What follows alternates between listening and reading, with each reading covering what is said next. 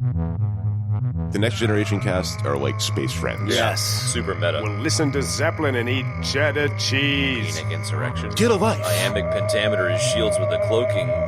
I'm the Brimley fan on this show, I disagree, and I think you're a garbage person for saying that. Okay, so data as a flotation device. They were so Zardoz. By Menon. Broadcasting live from inside the power band, this is The Blah. In this episode, everybody dies. I'm your host, the Wolverine, along with Zarhigo. Yes, hello. And C-Lab Forever. What's up? Welcome to the show, folks. This week, we are doing an unexpected departure and diving into the Star Trek universe. And what better Star Trek property to explore than Star Trek Insurrection? Let's start the show. Chad, I'm really interested to hear what your take on this movie is. Yeah? Yes. Okay. My high level is I really enjoyed it. It was fun and funny, and it didn't take itself too seriously, and I really enjoyed that. Nice. Yeah, I dug it, man. I mean, I've always kind of had a bit of a soft spot for Star Trek, but it's never quite, hit me in the same way as, swashbuckling Star Wars-y style sci-fi. But growing up, I watched Next Generation on TV, every night that it was on, before or after dinner or whenever it was, along with, Seinfeld and The Simpsons and stuff. So, I definitely had, things like Next Generation and Deep Space Nine to some extent, firmly as part of my TV regimen. So it was kind of delightful to come back to the universe. It had been a long time since I'd seen any Next Generation movies. So I dug it. That is awesome. That really, I feel vindicated now. Yeah. You thought I was just going to shit all over it, this is the worst thing ever. Well, I wasn't sure because as I was watching it, I was like, do I just like this movie because I feel nostalgic about the Next Generation cast? Yeah. I think that's probably a big part of it, but I don't think it would stand well on its own. If you showed it to someone who'd never, well, maybe it would, but probably wouldn't stand well on its own. But anyone that's watched Next Generation would dig it, I think. I went back and forth with it. At some parts, I was like, oh, wow. I wonder if this is really cheesy. And I'm blind to it because I'm so the Next Generation cast are like space friends, kind of to me. Yeah. I feel really connected to that cast. So I didn't know if I was really being clouded there or not. I like that, man. That's great. I feel you on that. I had a very similar experience, Ben. So you're not alone. Okay. Of course, when you mentioned it, back when we did that other episode and we started singing British Tar, which never made it into that show, but we vowed to do this, in an episode. And I was like, oh, yeah, that movie's so good. That movie's so good. And then when I watched it, I was like, this kind of feels more like an episode, not a movie. And then I was like... That's kind of what I liked about it. Yeah. It's a little bit cheesy. I mean, I still love this movie, and I'll watch it endlessly. I had no problem watching it 2 times.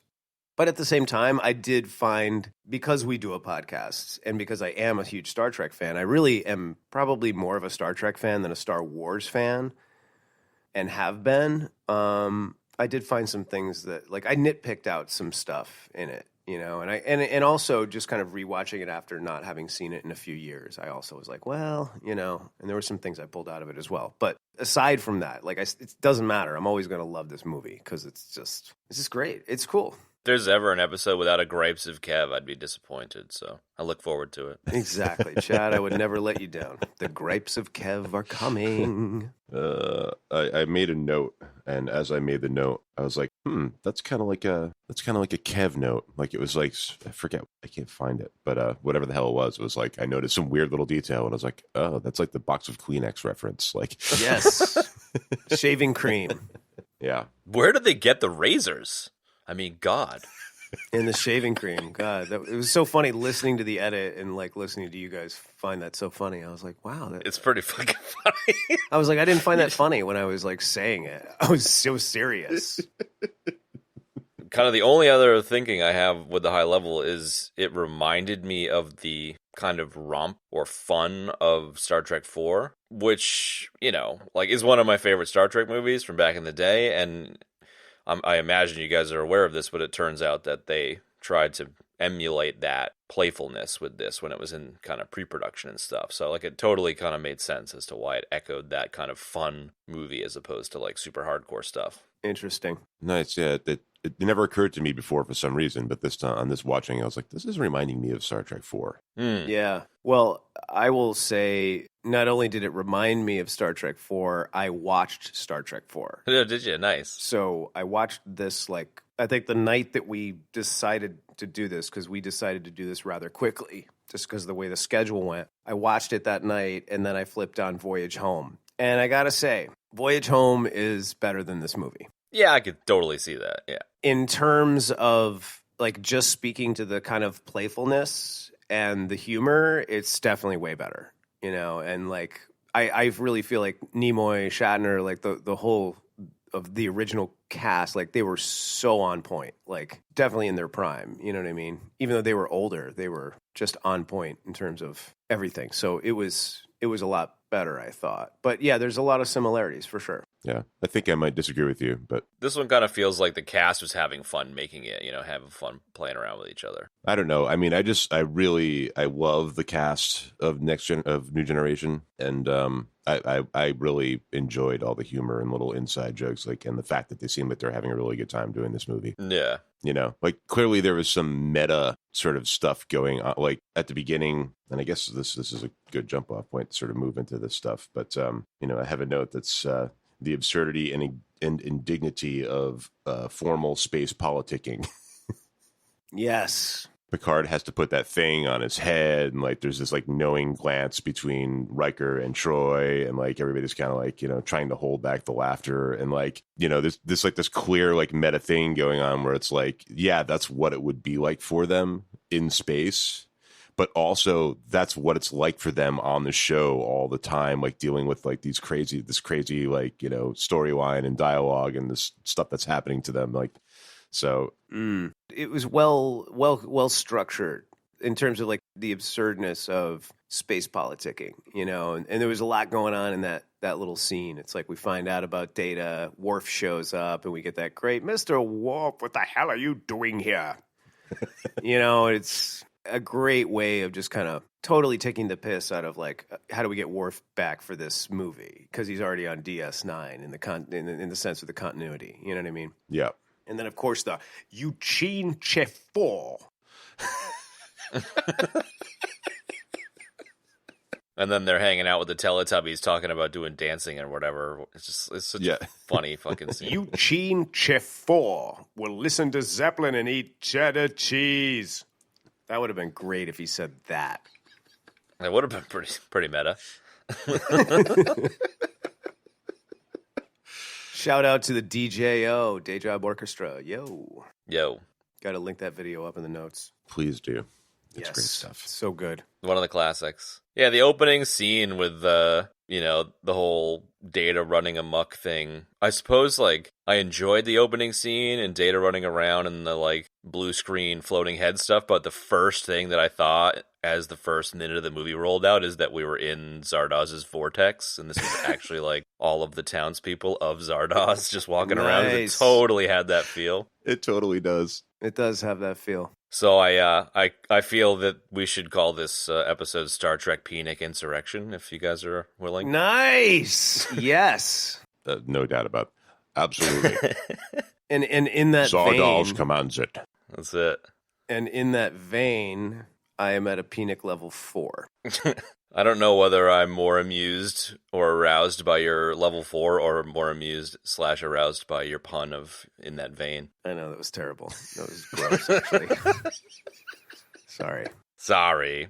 I didn't realize that Jonathan Frakes directed this, man. I was pretty stoked when I found that out. Yeah, he also directed First Contact. And I think I forgot that he directed this, so I was definitely a little, in one sense, disappointed by this because it didn't have the same cinematic quality as First Contact, where this one had more of an episodic quality. Yeah. Because it's been so long since I've seen any Star Trek movies, it like totally hit the nostalgia thing for me, and might have been refreshing even if I had watched a bunch of Star Trek recently, because like there's only so much super serious save the universe shit I can deal with on a daily basis, probably as evidenced by all these superhero and whatever fatigue that we've been discussing ad nauseum for many episodes. So Yes.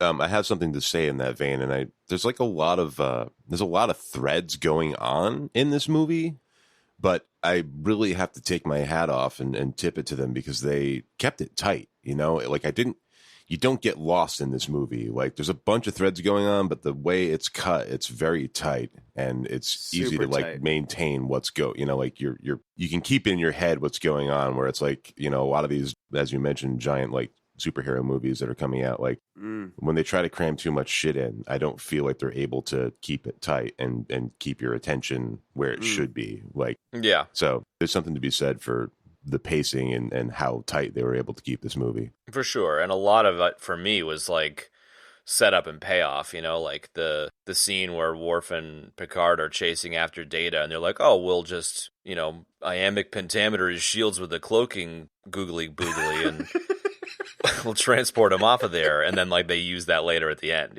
Didn't you mean Yes. bleep bloop? Well, bleep bloop, the positronic interference with the, it's like, oh my god, guys. Yeah, the space jargon is like just unbelievable in this movie. But the setup and payoff was like well executed. There's quite a few times where they say they do something and then it becomes like a major payoff in the climax of the film. So like you're already primed and ready to go. So I feel like that's a big part of the tightness. I wonder what sorry, I'm going to just cul-de-sac for a second, Chad. That's all right. Off something you said. I wonder what the most said phrase in terms of space jargon was by this cast during the course of the show and the movies. Because I would say it's subspace anomaly. Yeah, I would have to agree. That's probably it. That's my instinct anyways. I mean, obviously, like things like photon torpedoes or whatever probably don't count because it's a little bit too universal. Yeah, they don't. I would say that or like a subspace variance. The best thing about your question is that I guarantee you that some nerd has counted out there and there is a list somewhere. Oh, I know that. I know that that's true. And I cannot wait to start digging around the internet for it later. Don't eject now and find it, but maybe later send it to me. No, I won't eject now. I won't transport out now. We have an early dad death, everybody. That's dead. That's a death, dude. That was terrible. Would you say an early dad death? Nice. Yeah. We can get into whether transporters are murder or not at some other point. But, I think there's a great CGP Grey video about that, isn't there? Yeah, absolutely, there is. I love that idea. It's so funny. It's kind of like the intellectual version of like who would win in a fight, Kirk or Spock. I mean, Kirk or Picard. So right. Recently, we covered who would win in a fight, fighter jets or dragons. So hey, right. Yeah, exactly. Who would win in a fight, Picard or? You kind of got to give it to Shatner, don't you? Yeah, kind of. Kirk has the Kirk kick, and Picard has that savage heart punch, the two-handed like. So I don't know. I might give it to Picard. I feel like Kirk, when like cornered, would go just batshit crazy. I feel like he would be like a cornered rat and just like completely lose his mind and start like Mike Tysoning your ears or something. So would Picard. I mean, yeah. There are 4 lights. Yeah, I'd pay some pay-per-view to watch that fight, man. That'd be pretty good. Here's my instinct. I think Kirk would get off a couple good blows and he would get cocky, right? And that's where Picard would swoop in and just give him a lesson. Yeah, I'm with that. Picard would have been mumble rapping Hamlet the whole time to throw Kirk off his game. Yes. Well, yeah, his Kirk's ego is like his greatest strength and his greatest weakness at the same time. Yes. So I'm feeling you on that one. Circling back for 1 second, I just wanted to comment on what you were saying. Oh, okay. Both of you were saying about. I'm sorry. Wait, what? No, sorry. Did you say something else? Did you start saying something else? I'm sorry. Did you say something?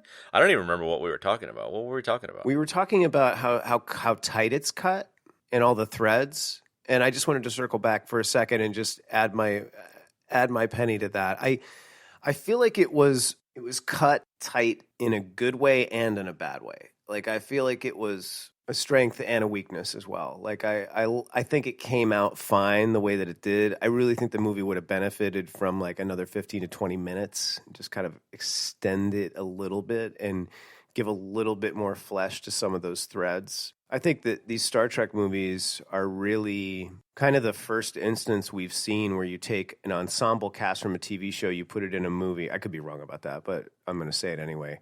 And you have a difficult time trying to give every single actor enough screen time, every single character enough play. Yeah.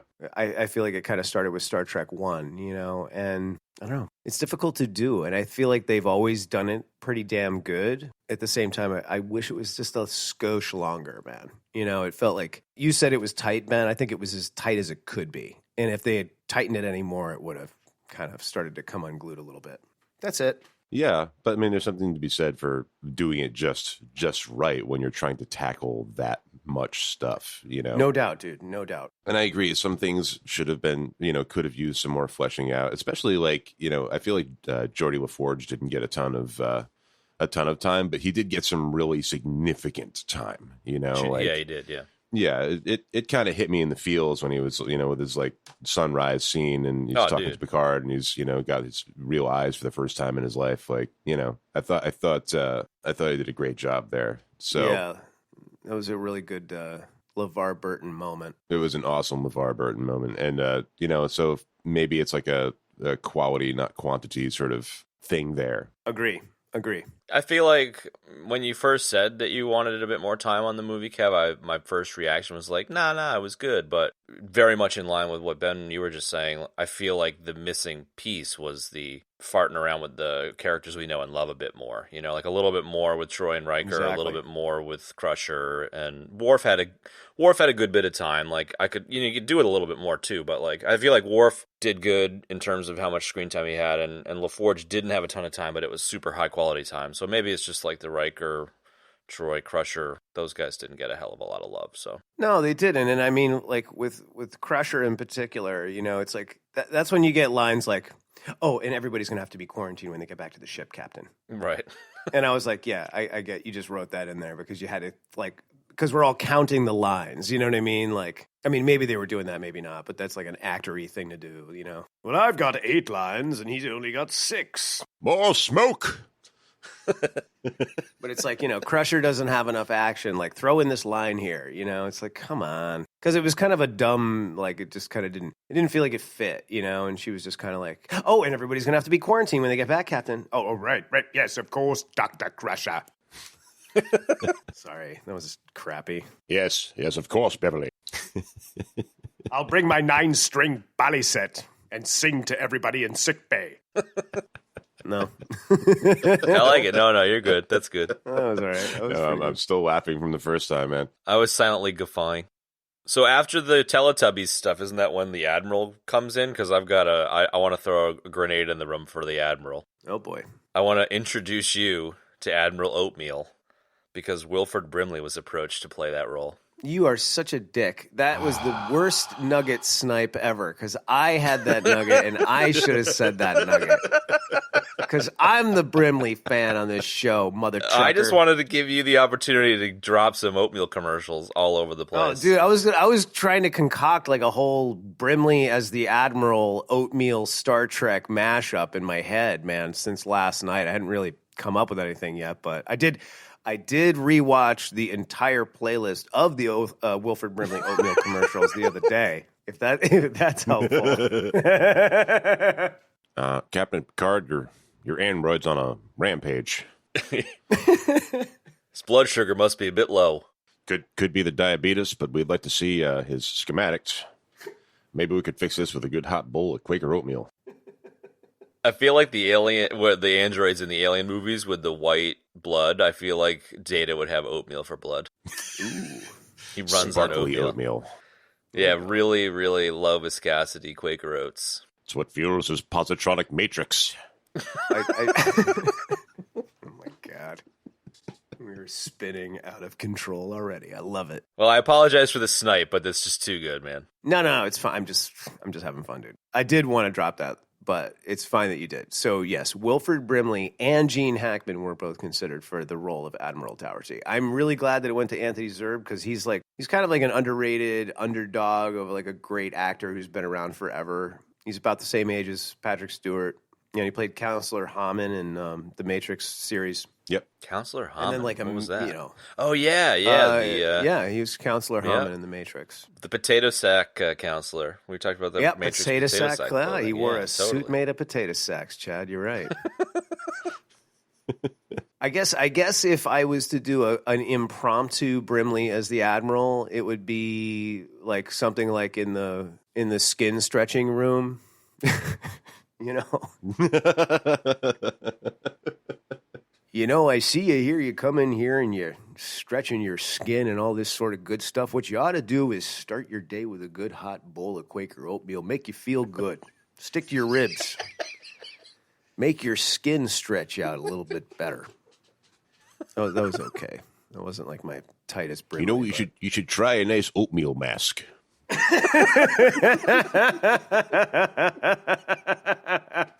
I'm curious how Brimley would do yelling at Picard. Like, I think that would be pretty good. The whole like that's an order or whatever, you know.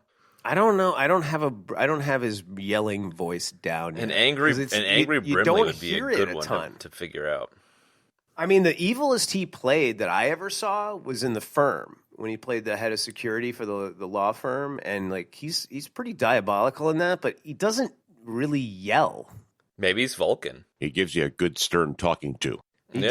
That's how he rolls. He deadpans it like Spock. There was some of that in I watched, and this is a movie that we're going to have to do at some point in the future. Remo Williams. Oh man, I just threw that in my queue on Prime. Yes, great, terrible movie.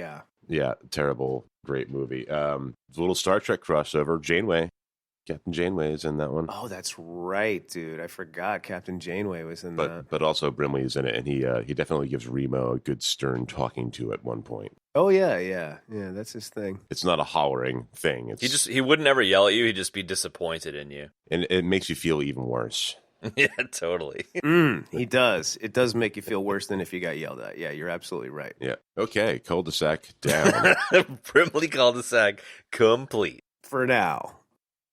Okay, so moving right along, yes, the sort of space politicking scene, there's a lot going on there. We get Worf shows up, Geordi comes in talking about data, the schematics, blah, blah, blah.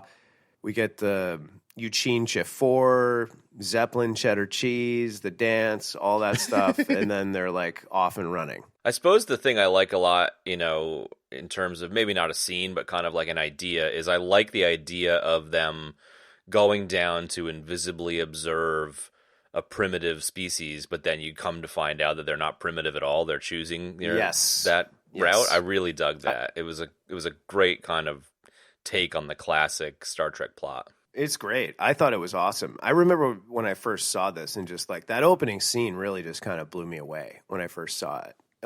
Largely because of what you just said. I was just like, wow, that's so cool, man. And then when he shoots the cliff and you see how the duck blind was like concealed in the cliff, I was like, wow, that's really cool. You know? Yeah.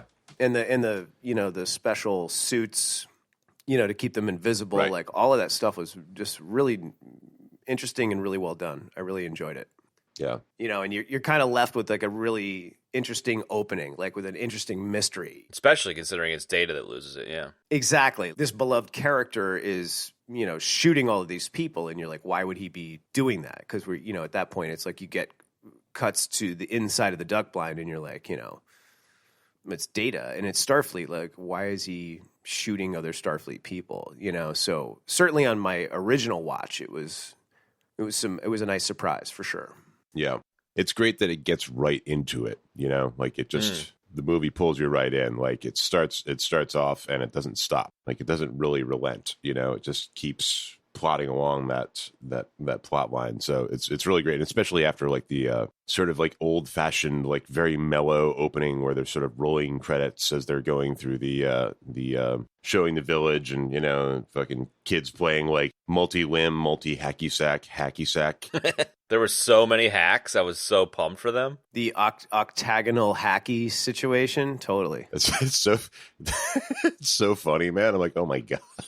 The only thing that would have made that better is if they were all using devil sticks. Yes. Oh, Jesus. And they were playing, some Dave Matthews in the background. Oh, Yeah. Perfect. Yeah, there you go.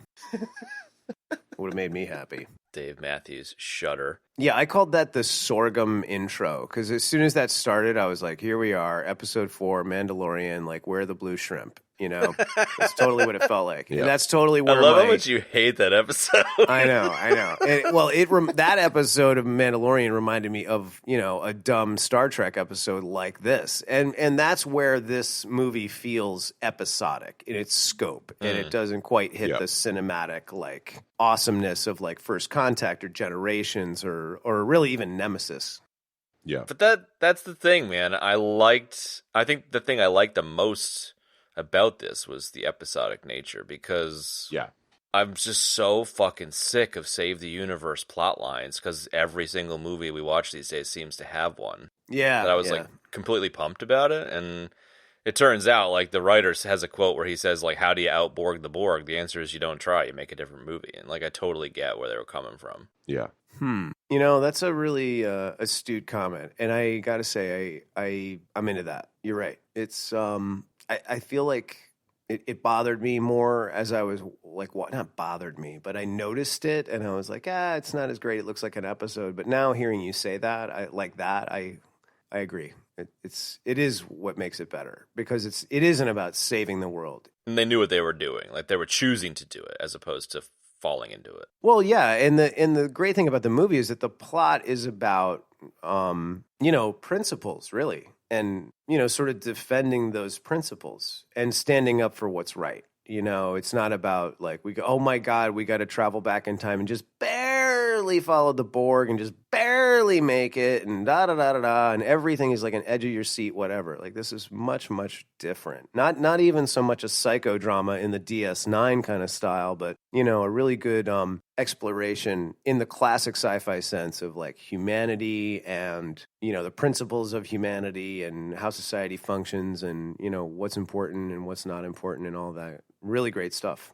You said it. I think what's great about this movie is that it, I feel like the Next Generation cast and storyline, a lot of it was about, they would bend the rules a little bit to follow their principles. And this is like that in action, in a large format. So I think, it's in some ways it's very, you couldn't have a more Next Generation movie than this one, like it really like showcases like what they're about. So yeah, well said, dude. Well said. And they're literally defending the Prime Directive as opposed to like an offshoot of it too, which is even more like core of Star Trek. Yes. No, I definitely resonate with that. I think the fact that they intentionally went lighthearted, intentionally really tried to be playful and were having a good time making it, and were like the core of the story was morality and the Prime Directive. Like, it doesn't get a whole lot more Star Trek-y, and maybe the playfulness was even more Star Trek-y in relation to the original cast, the Shatner cast, because it was a little bit more cheesy and fun.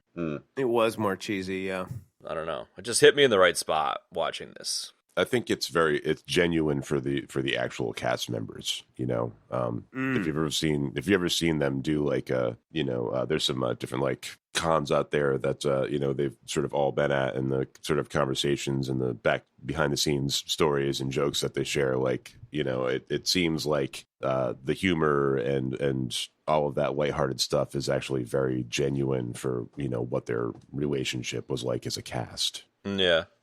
Which makes me think it would have been an awesome show to be on. It would have been so much fun to be on that crew. Definitely. Oh my God, dude. Yeah. That's what I'm talking about with Space Friends, like. Yeah, totally, man. I like it. Yo, if you'll allow me to drop a nugget in here, I think this is a good spot for it, where the idea for kind of like the fountain of youthiness and kind of that like plays off the Prime Directive stuff that we were just touching on. I think it's the writer Pillar is the guy's last name. Michael He Pillar, says yeah. he literally got the idea for this film one morning when he was putting on his Rogaine. And he says, not that I need it, of course. And I love the idea of this dude. I just immediately thought of the old Rogaine commercials. And I love that the dude's just like tapping Rogaine all over his forehead and being like, I want to make a movie about plastic surgery. It was like, okay, man. It doesn't get any more 90s than Rogaine. And it just like made me so delighted to see that there was a thread of Rogaine in this fucking movie. I want to make a movie about plastic surgery starring Wilford Brimley as Admiral Doherty. Exactly. It's just like, what's not to like? Nothing not to like about that scenario, dude. Well done. Space Friends all the way, Benny. All right, so we talked about what the core of this film is about, and we don't need to do a play-by-play or a, total breakdown of every single scene. It's unnecessary. Why don't we touch on the humor of the film? Because that's definitely a feature in this particular movie, as opposed to First Contact, for sure, and some of the other Star Trek films that came before it. And I guess a good place to start would be the sort of combo of comedy and musical when Data starts attacking the ship and then Picard and Worf go after him to try to deactivate him. Yes. We get the rousing round of British tar from the HMS Pinafore. Worf, do you know Gilbert and Sullivan? I have not had a chance to meet the crew yet, sir. It's such a dumb fish out of water kind of joke, Somehow it just, in its corniness, it just worked great, It's very well done. A British tar is a soaring soul as free as a mountain bird.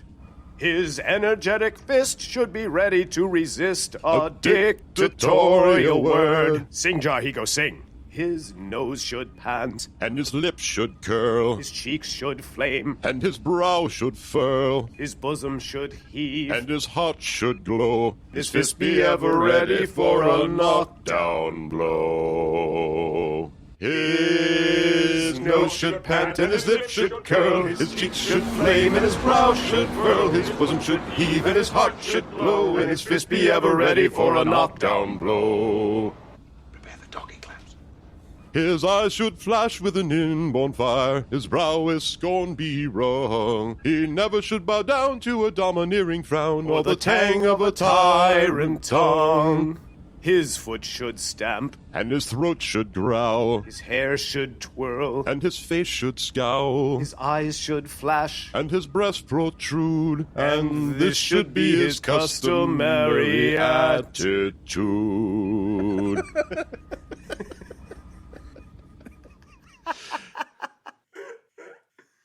Dude, that scene was just like, if you guys hadn't brought it up in multiple other sessions, I would have been like so confused and probably delighted and just cracking up. It's just so fucking ridiculous. It is, and it's great. And what's cool too about that scene is that his reasoning for doing that is the way Data's positronic brain works.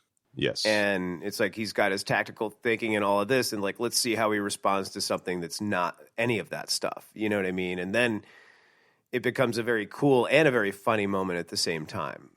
Especially considering Worf just sitting there like, what the fuck, man?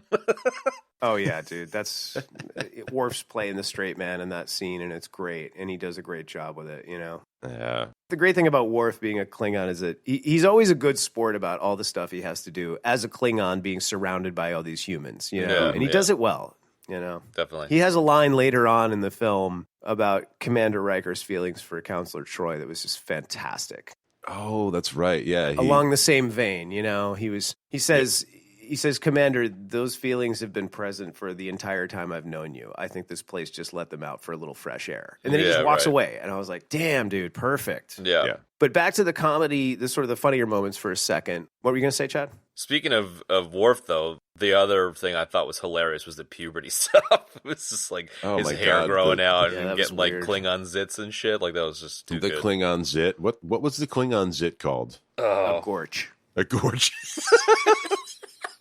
Of course, I know that. You're a fucking gorge. I love it. I'm a gorge? Is that what you said? Yeah, that's so good. Nice, dude. I finally got another nickname. Jesus. The Gorge.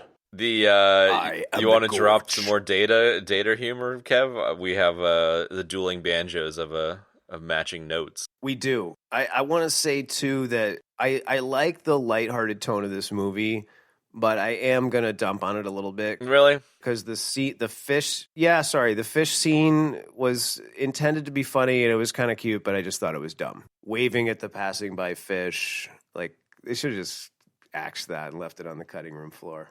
What was the fish one? Oh, right, underwater. Yeah. Oh, when he walks into the water. So now Yeah. we're, at the point of the film where they sort of discover that there's a hollow ship sitting in the middle of the lake, and, Data just walks in to check it out. And then there's like a fish, and he like waves at the fish with his finger.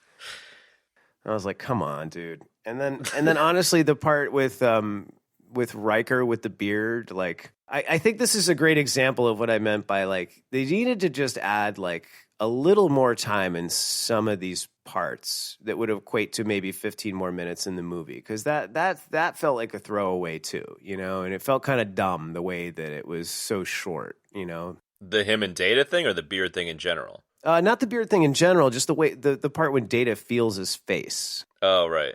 It was just like too quick and too kind of throwaway. I was like, no, you don't agree? No. I disagree, and I think you're a garbage person for saying that. So. Ooh, I like that. What, he's fucking pissed. Are you I going to like start it. throwing Mulverangs at me now? Yeah, I'm on Benny's motorcycle. I am impaling you with my Higo saber. Ooh, the Higo saber. I think this sounds like one of the new deaths where you just want me to die, both of you. Maybe it's you turn into Darth Higo when you kill Kev. There you go. Yes. Well, Jar Higo isn't a Jedi. He's a gray Jedi. Exactly. Do we have a name for that death? It's a death wish. The Death Wish. I like that. Ooh, there we go. Death wish. I like that a lot. So you don't agree? I'm on your motorcycle there, Benny. Yeah, I mean, there was a thread that I think they were attempting in this movie where, it's like Drew Barrymore was able to hop in and write a couple lines in the script, which is like, I just really want Data to be this magical, whimsical person. And,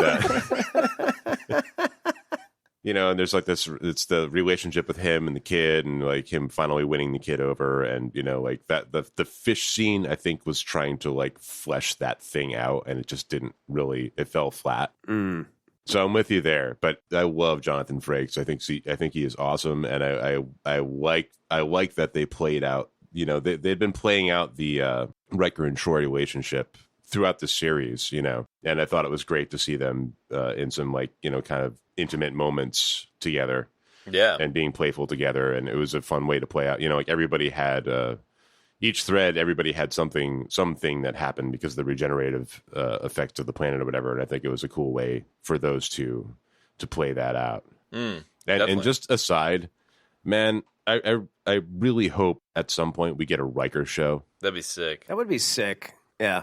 Especially if he's like an older man, like an actor now, and he's like a captain and stuff. That'd be so cool. No, it's got to be Jonathan Frakes, man, because Frakes is fucking awesome. I love Jonathan Frakes. I agree. He's underrated too, man. And Super I also, underrated.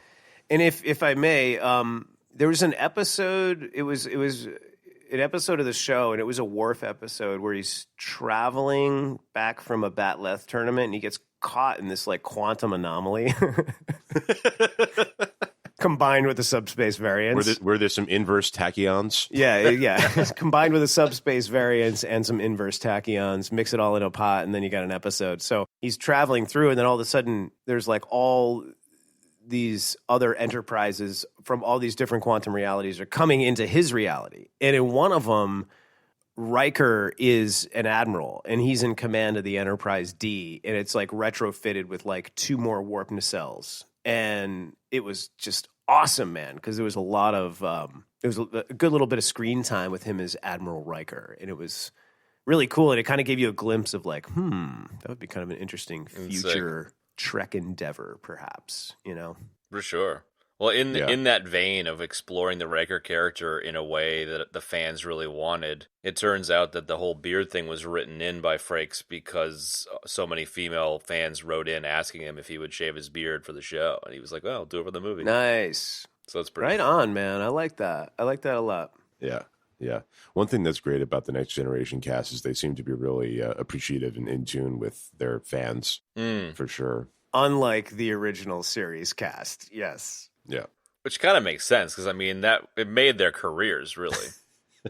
Was that Saturday Night Live that did a skit where like Yes. Shatner's at like a convention and he's like, I have one thing to Go say home. to you people. Get a life. Yeah, that's it. Yeah, get a life. They just seem like genuinely good people for sure. They do, and I think going into this, knowing the way that Trek fans were from the original series, they had time to mentally kind of Prepare. get in the right headspace. Yeah, absolutely. Yeah. Yep. Okay, so data as a flotation device. Best thing ever. So good. I thought that was funny.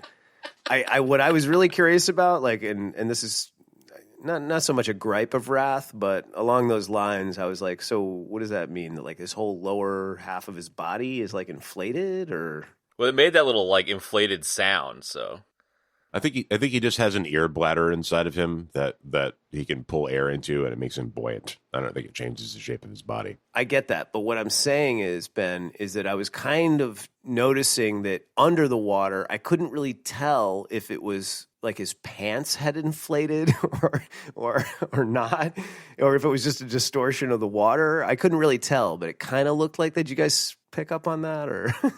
No, I didn't. But it kind of would have been funny if, I mean, I'm glad they didn't do this, but it's funny as a thought experiment is if Data it turned into like a raft at Picard and Oh God, dude, yes. and he's like got in and like they paddled back to the shore.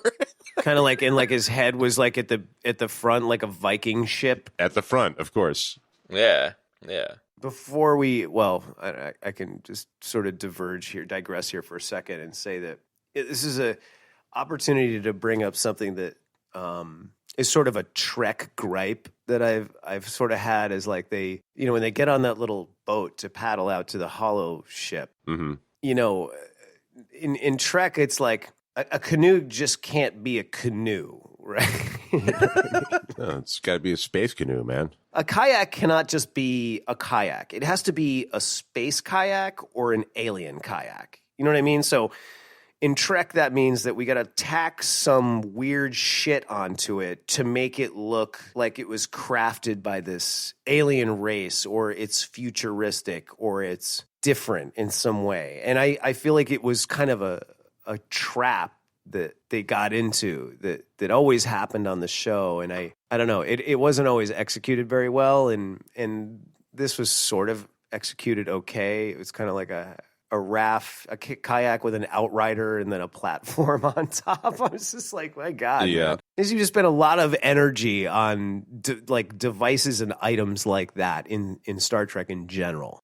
One gripe I have about the movie in general is that I feel like the entire set of the Baku village was kind of TV quality. Oh yeah, it was literally. Wasn't terrific. No, a lot of these sets were recycled from like the other films and, Voyager, and because, there was Voyager was still going on at the time, and I think DS9 might have been as well. It's like, so they definitely recycled some of the sets. Yeah. I believe the village was all crafted, and just a little nugget about the village, like most of the parts for the village itself were made out of a foam that was created by a computer. And I'm assuming they mean some sort of 3D printing. So it's kind of an interesting little tidbit. Yeah, right. That's early for 3D printing. It was probably like 3D modeled or something. Yeah, I think you're probably right, Chad. It was 3D modeling, not 3D printing. Just quickly on the kayak before we move on. The kayak thing, like until you just said it, I hadn't realized, but the kayak, looking back now, it looks so much like a Marvel Universe helicarrier that it kind of makes me mad now that I think about it. Ooh, there you go, man. A little crossover, brah. I got to bring back the ever-hated helicarriers every once in a while. The all too rare helicarrier death for Chad. Yes. I jumped off a helicarrier. Avengers 4, Rise of the Helicarriers. That's it.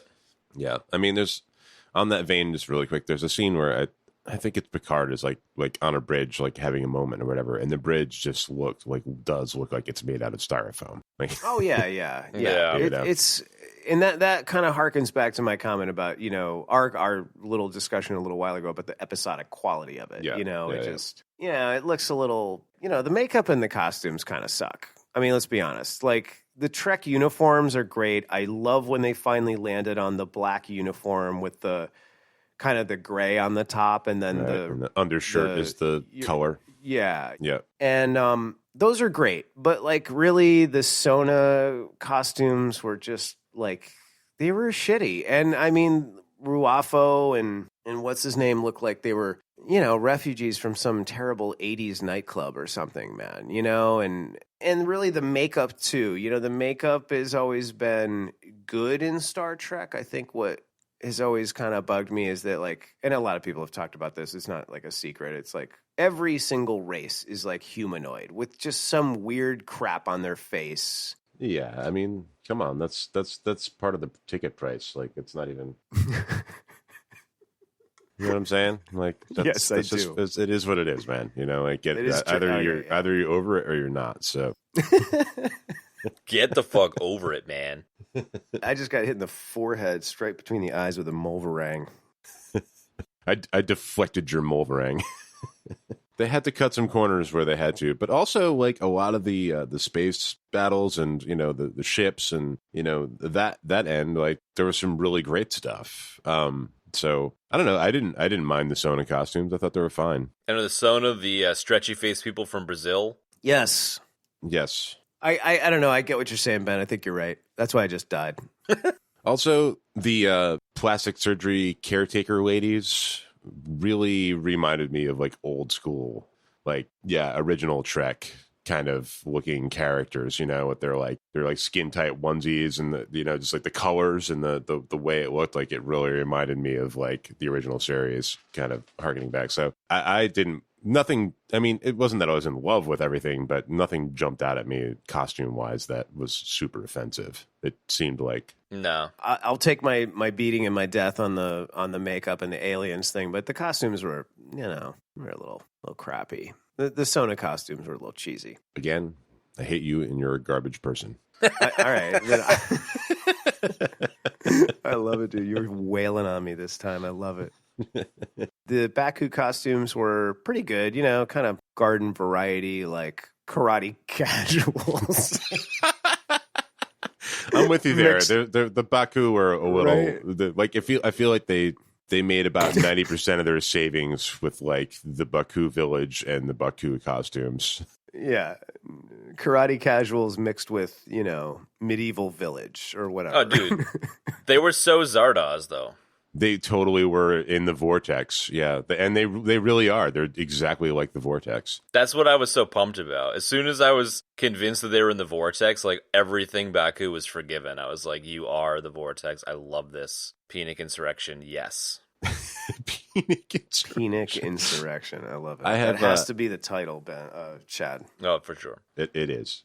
You will have seen it by the time you hear this. I think they needed to save on the budget for the Baku because they needed, like, that many hacky sacks for that group of kids to be playing with. Like, digital hacky sacks. Those effects were really expensive. ILM was brought in just for it. I actually have two little nuggets I'll insert right here. This was the first Star Trek film that used all computer-generated effects for the space shots. And it was super obvious, I thought. No physical models were used with the starships. And also, ILM was asked to do this movie, and they could not do it because they were working on 2 films already, and one of them was Star Wars: A Phantom Menace. They're spending all their time on the pod racing scene. Interesting. Starring Jamie! Jamie, you're full of midichlorians. Go! Yeah! Good times, man. So anyway, that was an interesting little tidbit there. That is interesting. I love that you guys teed up the best nugget. You took a mediocre nugget and just made it all the much better with your Jamie and Arnie screams, because Arnie was offered the role of Ruafo, the main bad guy in this. Oh, you son of a bitch. Yes. Double snipe. It's the second nugget snipe, dude. Damn. Such a dick. Of course it's got to go there, man. I love that Arnie and Stallone are pretty much offered every role from any movie we ever do on this show. Yeah. And I liked F. Murray Abraham a lot on this, but I love that Arnie was approached.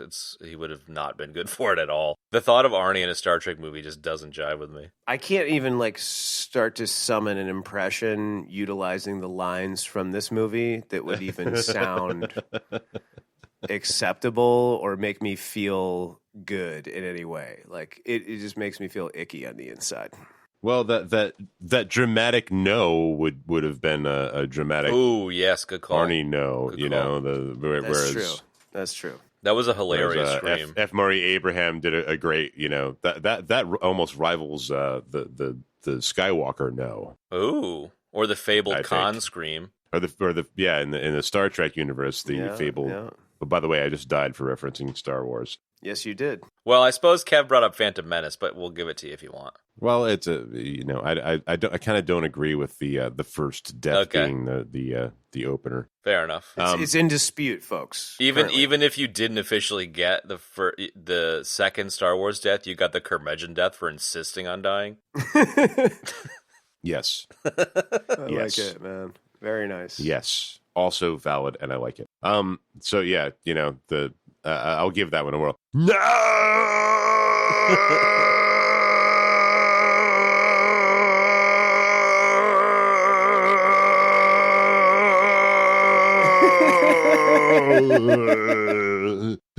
I think I might play the next segment of our conversation under that, so that like it just Yeah. keeps going Yeah. for like 5 Please. minutes. I was going to say, Chad, that I was going to use that as the bed underneath every other bit in the sizzle.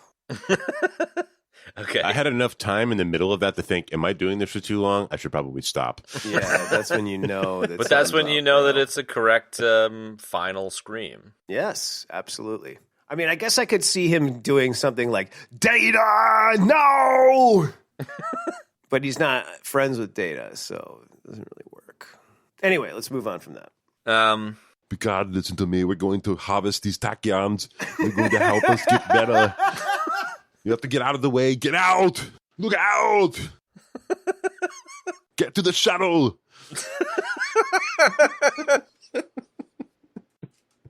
Oh, nicely done, dude. Nicely done.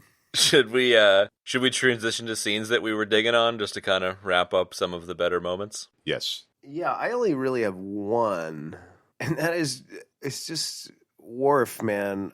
He's just standing there on the side of the hill, and Data walks up. He's like, or I think it's Data walks up, and he's like, "Are you all right?" And he's like, I am craving the blood of a live Kolar beast.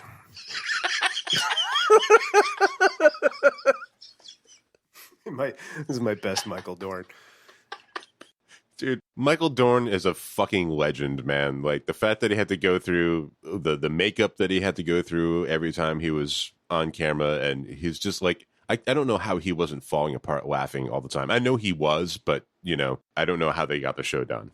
I don't know either, man. And, to that end, like, I would say Worf was always the one making references to weird alien creatures that either, he killed or he ate or wanted to eat, or, you know what I mean? I felt like that happened a lot in the show. You know what I mean? I am craving the blood of a live Kolar beast. Right. Or he would be like, this reminds me of eating targ. Here we go. This reminds me of eating it. I can't stop laughing. This reminds me of eating a Regillian sandworm, or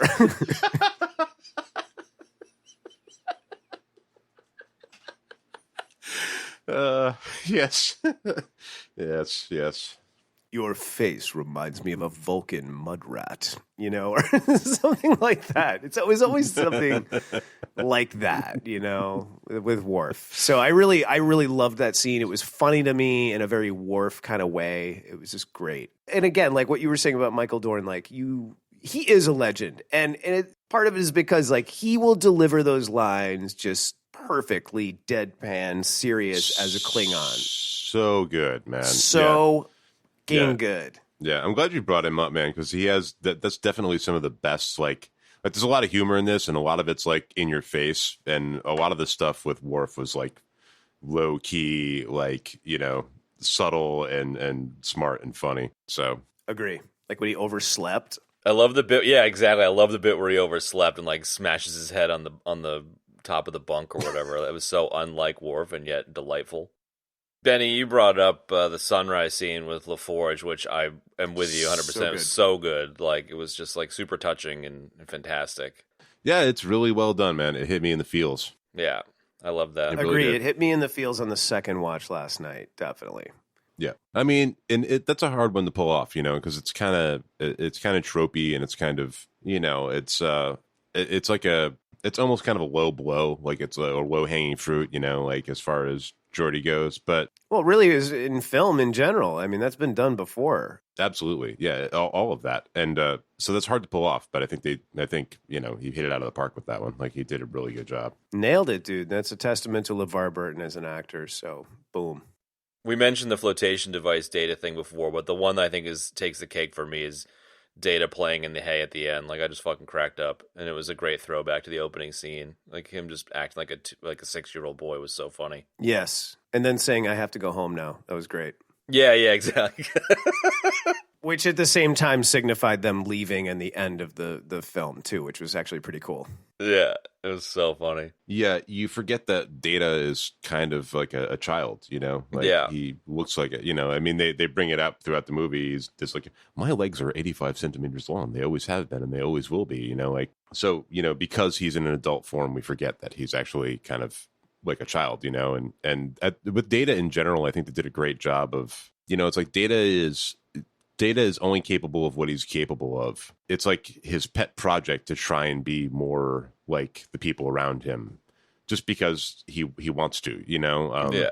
Like, he may not, it's like you said to the kid, I do not have fun, but it's like maybe subjectively he is not having fun, but there's something about the idea of emulating having fun that is part of his like MO, Yeah. And him trying to fit in, like, makes him so dorky, a la, Gilbert and Sullivan memorization and stuff. He's such a dorky robot, which is so great. Yeah, I feel like sometimes his attempt to emulate these human behaviors is kind of what makes him so cool and unique. No human would do that. Like, you wouldn't practice it fun, and he just dives right into it. It's cool.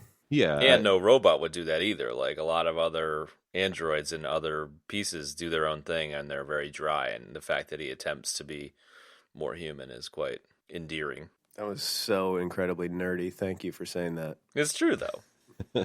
It is true. I didn't say it wasn't true. I just said it was so nerdy. It was great. Hey, man. That's what I'm here for. Hey, bro. Love you, man.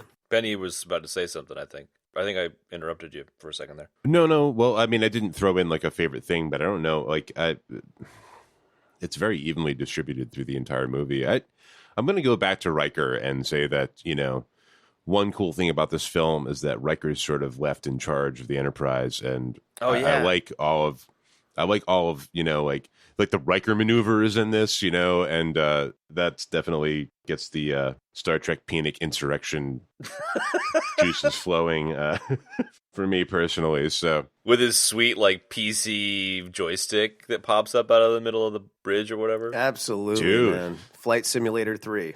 Yeah, man, they're fucking working that yoke. That's so funny. But yeah, so.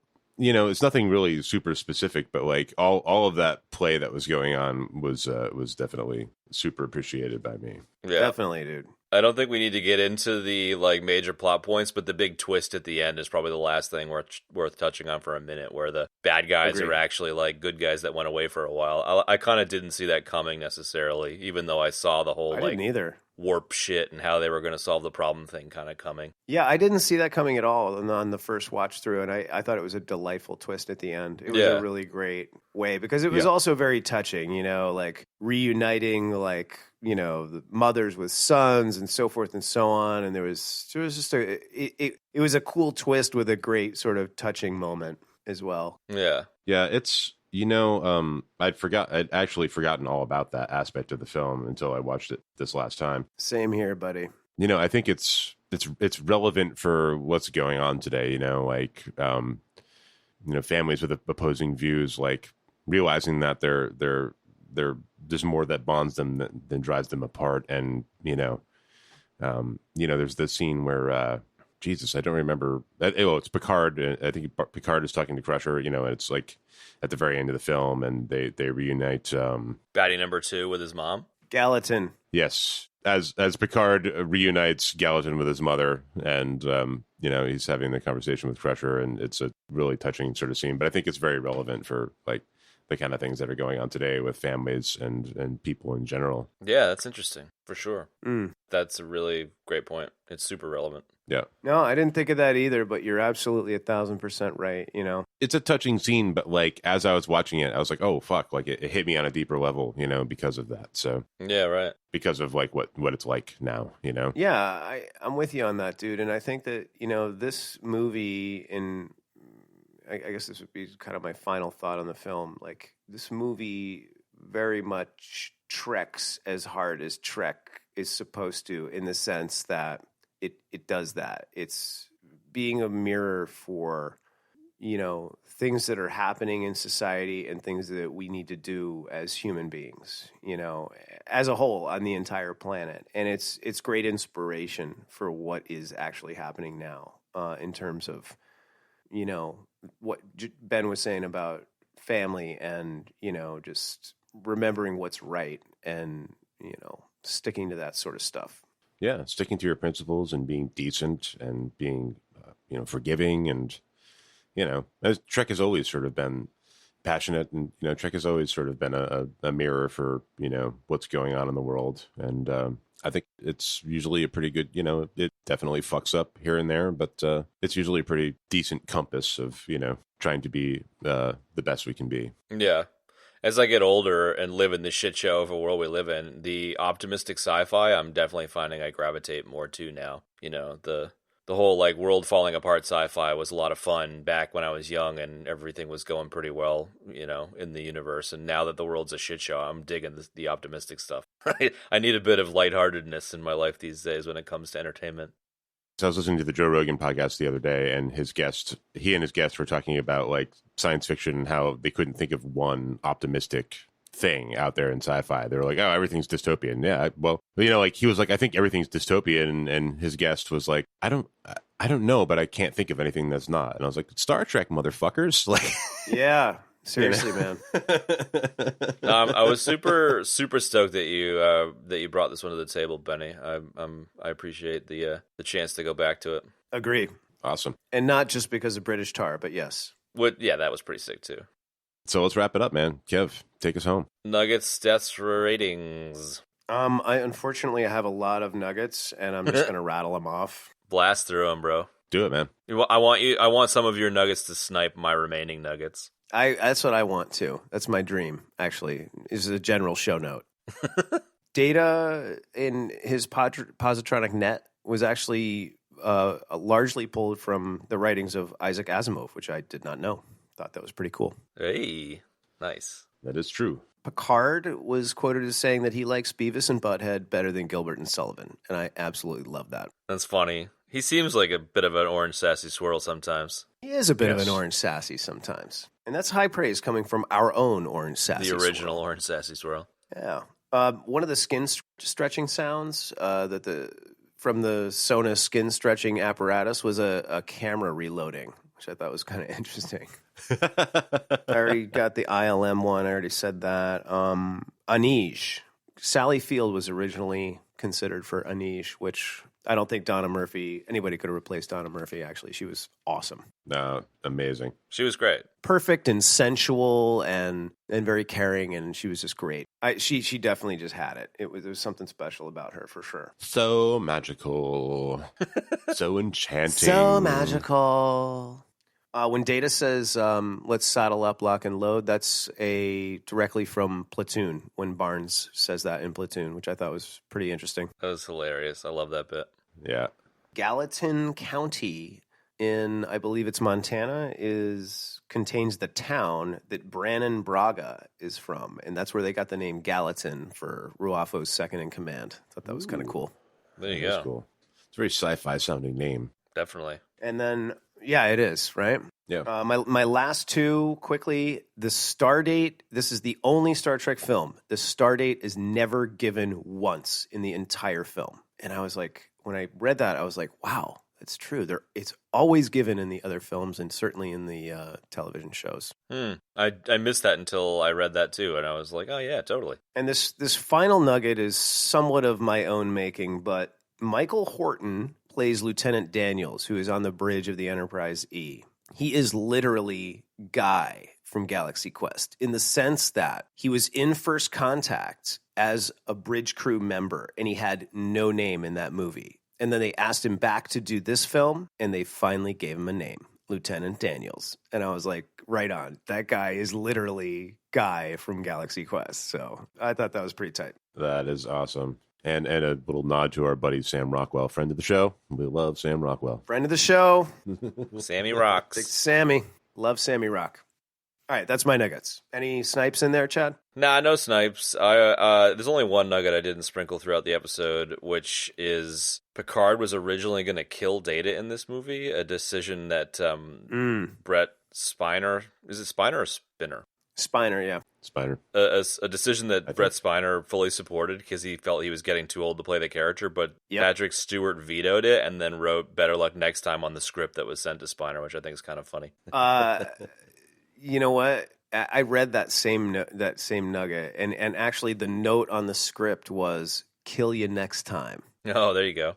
Which I thought was pretty funny. That's funny. And obviously, the IMDb trivia section misquoted it, which they did. Hey, yes, I guess they did. The just to quickly throw out a Chad manufactured nugget, the scene where he's locking and loading and Picard's got his weird leather jacket on totally gave me a kind of call out to the Picard show, where he seems to be a bit of a Han Solo rugged kind of costumey bullshit in the new one. So I thought that was interesting costuming choice. Yeah, it's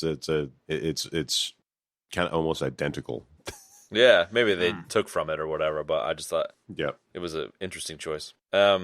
Deaths? I had a lot. Kev, basically I could sum your deaths as you are a garbage person if you want. Yeah, that's pretty much it. For the folks at home, it was transporter death, which is an ejection death in a Star Trek episode. Ben and Chad both wanted me to die on a terrible dad joke, and that was a death. I got a mulvarang to the head by Jarhigo for being a garbage person. And then Ben had a Star Wars death, and that was it. I had a helicarrier death. I jumped off a helicarrier. Oh shit! Sorry, yes, Chad. the rare, the ultra rare helicarrier suicide. The ultra rare helicarrier death for Chad. It's like my Batman death. It's yours. It's a Chad specific death. Yeah, exactly. Only Chad can have a helicarrier death. I like it. Ratings? I'm gonna rate this movie a 9. Nice. It's just great. And even though I have a few gripes about it, like it'll always be great. I'll always love it. And actually, a lot of the things you guys said are making me love it more. You know, like I originally was like, it's kind of more like an episode. And now it's like I like that it's more like an episode. You know, so a lot of great things going on. Directed by a cast member. Some great moments. They managed to work all the timing right with all the various actors getting the screen time and the characters getting their due. And it's Trek, man, and it's great Trek, and it's next generation movie Trek. So it's awesome. 9. Niner. Love it. Yeah, I feel you, Kev. I think talking tonight has definitely made me appreciate the movie more. My challenge, I think, is that the algorithm is all movies kind of in a battle royale against each other. And so the fact that this is like an episode of a show-ish makes it really hard to kind of break through. And kind of like the 5 as a good movie number and 4 as a borderline. 4 tends to be because there's something structurally that's not really like clicking, and I think the episodic kind of nature of this means that it's kind of not quite clicking in the like most hardcore terms. And so I feel like the no matter how much I enjoy it, the algorithm doesn't fucking care how much I enjoyed it. So I feel like I'm a bit at its mercy at the moment. I think your algorithm is cold and sterile. Yeah, fair enough. So it's a 4.4, but it's in good company. So like the original Dune movie is in that range. You know what I mean? So Mhm. There's plenty of good company around it, and it doesn't mean I don't like the film, but it beats Reign of Fire and Return of the King, and it's just over the top, and it's, Star Wars Solo is above it, and Rise of Skywalker is below it. So there's plenty of decent movies in its company, and I really enjoyed the pick. So I don't want the 4.4 to kind of downplay how much I enjoyed it. I mean, it's such a popcorny film. That falls into the good range, yeah, in your algorithm. It's just outside. Like, it's very, very, very close. A 5.0 is a good movie, and I think the reason it doesn't get to a 5.0 is, number one, because the fact that it's a long episode and not like a traditional cinematic story means that there's just like something slightly out in terms of structure. Mm-hmm. But like the movies, like for example, the movie that's on the border between good and borderline is Indiana Jones and the Temple of Doom. Sunshine is another one that's right there because I love Sunshine, but the end isn't quite there for me. Dune, same. Like, Dune is a fantastic movie from the 80s, but the fact that Lynch took his name off it means that there inherently is something that's, not quite there for it, if that makes sense. Like, it doesn't matter how good Dune is. The fact that the director took his fucking name off it means, by definition, it's... Sure. So I don't know. It might be a bit harsh to drop it just outside, but it's very fucking close, and I really enjoyed it and would highly recommend people check it out. So I'll shut up now. If I may, I think we're learning that the algorithm is almost more accurate by giving references to whatever movies your particular rating, whatever the movie, however you're rating the movie, it's almost more indicative, like, to describe like what movies it's next to or what movies it's in good company of than the number itself. That's the number true. always sounds like the number always sounds harsh, but when you explain it, you're like, yeah, okay, I see where you're going, So yeah, and I think that's one of the main reasons why I like the algorithm is that it's interesting to see the kind of company that movies keep, even though it's I don't know, it has its flaws, but it's just an interesting thought exercise. So sure. It's a great thought exercise, and it's a cool way to go. It's kind of archival, like it's a large project to try and like pit every movie versus every movie. And of course, some are going to come out ahead and some are not going to come out ahead, even good movies, So it's definitely interesting. And I'm finding it's a living beast too, like revisiting movies or movies that I haven't seen in a while for the show, like things move up and down. So it's kind of like a living organism in a way, but sure. I imagine this probably rates pretty high for you. Yeah, I'm right with Kev. I'm even ahead of Kev. So the improbability drive this time spit out we drained the bathtub after Riker got his beard shaved off by Troy, and all the little pribbly hairs in the strainer. This movie gets all of them. Not one went down the drain. None of them are missing. A perfect collection of Riker's beard. The entirety of Riker's beard is my rating for this movie. That's such a fantastic rating for this. That's so good. I love it. Oh, that's fantastic. Yeah, it's a good one. It's a comfort food movie for me, for sure. It's Space Friends all the way. Yeah. And it's always a pleasure to watch it. And, I love all their little in-jokes. And I love the meta aspect of, like, knowing that they were having a fucking blast. Like, the cast was having a blast doing this film. And, they were laughing at the jokes. Like, they must have had a really fun, especially always with Michael Dorn, man. There must be so many blooper reels with him. Like, no doubt. And with all of them for that matter. So yeah, it's it's a little insider, but I can't help it. It's nostalgic for me, and I love the Next Generation cast, and it's a super comfort food watch. It's always a pleasure. Yeah, I could easily see how this would be in the top handful of Star Trek movies just because of how delightful it is, for sure. Which I'm sure would piss off some Trek fans, but I don't really care. It's like this and The Voyage Home are almost like in a category by themselves. Yeah. They're more about like the crew, than it's more about like them than like what the fuck is happening in the movie, whereas there's something like Wrath of Khan or First Contact, or like these very movie scale epic stories. This is just like kind of very, it's the crew doing what they do best, Right. It's not like some giant galactic scale thing. It's a small thing, but it's them sticking to their principles and doing what they do best. Yeah. So And thus it was a fantastic watch. yeah. Well, sweet. Well, cool. Orange Sassy Swirl, what are we doing next week? Next week, we're talking about The Void. Benny wanted to check out a Halloween movie, so we're going to check that one out. I did. Nice. Yeah. Oh, my God. All right. Thanks for tuning in. We love you all, and we will see you on another time. See you guys. Later. And that's going to wrap up this week's episode, folks. You can find the show notes for this episode in your podcast app of choice, or at our website, ebd.fm/episodes/76. You can find us and join in the conversation and make requests on most social media, but Instagram in particular right now is the one we're most on, at EBD Podcast, so check us out there. And if you'd like to help out the show, folks, you can rate us and review us on the various different podcast mediums, iTunes and so forth. And please feel free to take the time and leave us a review. It really helps us out a lot, and it gets other people interested and listening to the show. You can also tell somebody to check out the show. That is the best way to spread the word about the show. Thanks so much for listening to this episode, folks, and we will see you next time.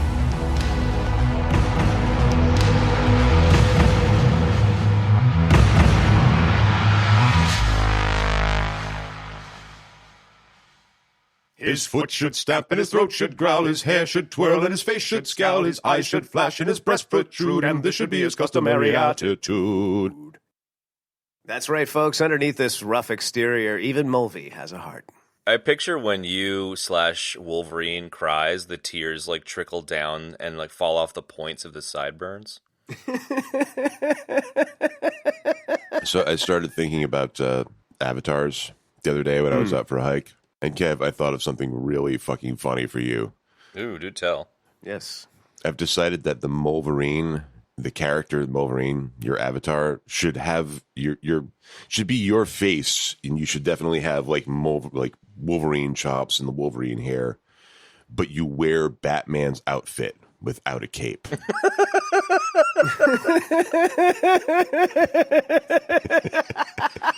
And no mask, like it's just like from your neck down, it's Batman's outfit, and it has an M, but the M almost, it's got like a yellow oval around it, and it kind of looks like the bat symbol, but it's an M. Yeah. I like that. Oh, that's so good, dude. And you have you